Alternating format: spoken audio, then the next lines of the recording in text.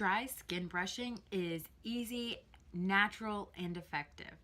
Here's what you have to do in order to dry skin brush. You take a dry skin brush and you want to make sure that the bristles of the brush are a natural bristle. These will really make it more comfortable to brush your skin. The synthetic fibers that are in a synthetic dry brush, they tend to be a lot more coarse and a little bit more rough on your skin. So you want to choose one that is softer and is a natural bristle. So what you do is, before you even get in the shower, when your skin is dry, you start in circles at your ankles. So you start at your feet, ankles, move up to your legs, then the thighs, your abdomen, your back, the sides, and then you do your arms. So you would start on your hands and move all the way up, and you always go in circular motions toward your heart.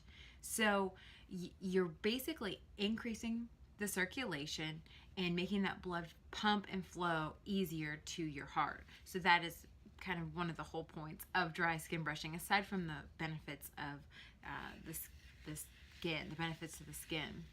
So you would do it in circular motions all the way up your arm, and even on your neck and the back of your neck. It feels really good and energizing. And then after you do that, you want to get in the shower. You want to cleanse with a nice hydrating soap, a natural soap. We of course would recommend either one from our signature line or our daily line, and really moisturize with that, cleanse it. That'll help remove all the dead skin cells you just brushed up.